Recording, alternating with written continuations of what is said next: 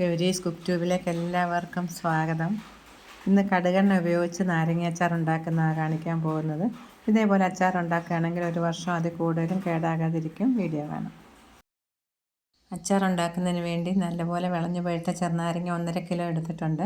ഇതൊന്ന് ആവി കയറ്റാൻ വേണ്ടി വെള്ളം തിളപ്പിക്കണം. നല്ലപോലെ തിളച്ച ശേഷം മാത്രം നാരങ്ങ പെറുക്കി വെച്ചാൽ മതി. ഒരു 7 മിനിറ്റ് കഴിയുമ്പോൾ തുറന്ന് നോക്കണം.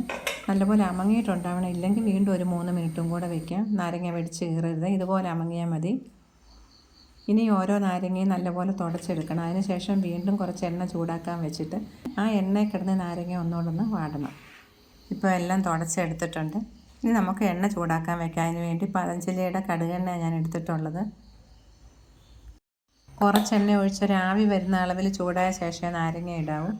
തീ കൂട്ടി തന്നെ വെക്കണം. 4-5 പ്രാവശ്യം ഇളക്കിയതും ഫ്ലെയിം ഓഫ് ചെയ്യാം. എണ്ണയിൽ കിടന്ന് നാരങ്ങ നല്ലപോലെ വഴന്നിട്ടുണ്ട്. ഒന്നും പൊട്ടിക്കീറുന്ന അളവിൽ നമ്മൾ വഴറ്റിയെടുക്കണ്ട. 1 കപ്പ് വെളുത്തുള്ളി, 1/2 കപ്പ് ഇഞ്ചി എടുത്തിട്ടുണ്ട്. രണ്ടും പ്രത്യേകമായിട്ടൊന്ന് ചതച്ചെടുക്കാം. ചതച്ചെടുക്കുന്ന ഇഷ്ടമല്ലെങ്കിൽ നമ്മൾ ഇഞ്ചിയും വെളുത്തുള്ളിയും മുറിച്ചിട്ട ശേഷം വഴറ്റിയാൽ മതി.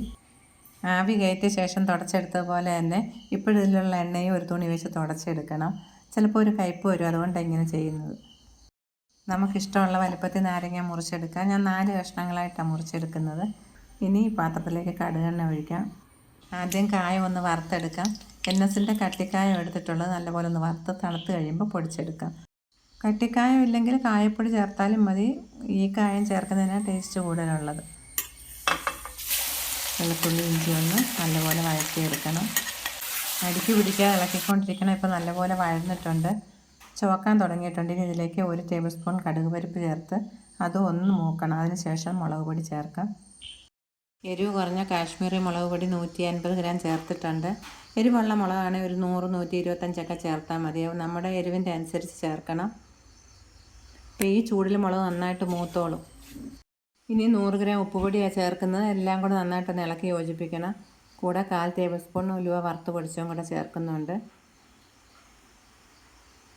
ഇനി അരിഞ്ഞു വെച്ചിരിക്കുന്ന നാരങ്ങയിലേക്ക് ചേർത്ത് ഇളക്കിയെടുക്കാം.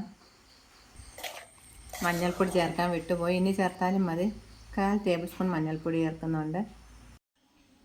1 ടേബിൾ സ്പൂൺ ഉപ്പുപൊടിയും കൂടെ ചേർക്കാം. കുറച്ച് കുറവുണ്ട്. ഉപ്പ് കുറച്ച് മുന്നോട്ട് നിൽക്കുന്ന പോലെ വേണം ചേർക്കേണ്ടത്.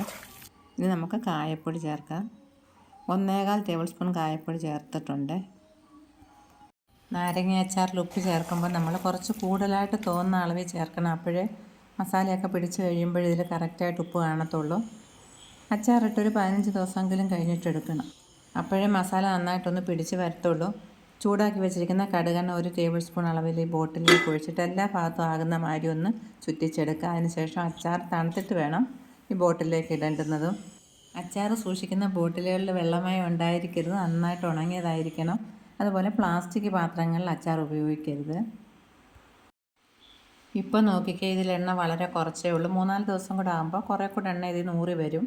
അതിനുശേഷം നമുക്ക് കുറച്ച് എണ്ണ നന്നായിട്ട് ചൂടാക്കിയ ശേഷം ഇതിൽ വേണ്ടുന്നത്ര ഒഴിക്കാം. ഇതിപ്പോൾ ഞാൻ ഒരാൾക്ക് കൊടുത്തയക്കാനുള്ളതായതുകൊണ്ട് ഇതിലേക്ക് എണ്ണ ഒഴിക്കാത്തത്. അതുപോലെ കടുകെണ്ണയിൽ ചെയ്തുകൊണ്ട് കേടാകുകയില്ല. ഇതുപോലെ അച്ചാർ ഉണ്ടാക്കി വയ്ക്കുമ്പോൾ 3-4 ചെറിയ ബോട്ടിലുകളിലാക്കി വയ്ക്കുന്നത് നല്ലത്. നമുക്ക് ആവശ്യാനുസരണം എടുക്കാം. അതുപോലെ 2 മാസം 3 മാസമൊക്കെ കഴിഞ്ഞ് എടുക്കുന്നതെങ്കിൽ അതിലാവശ്യത്തിന് എണ്ണ ചൂടാക്കി ഒഴിക്കുകയും വേണം. കുറച്ച് ദിവസം കഴിഞ്ഞ് എടുക്കുമ്പോൾ നല്ല ടേസ്റ്റായിരിക്കും കഴിക്കാൻ.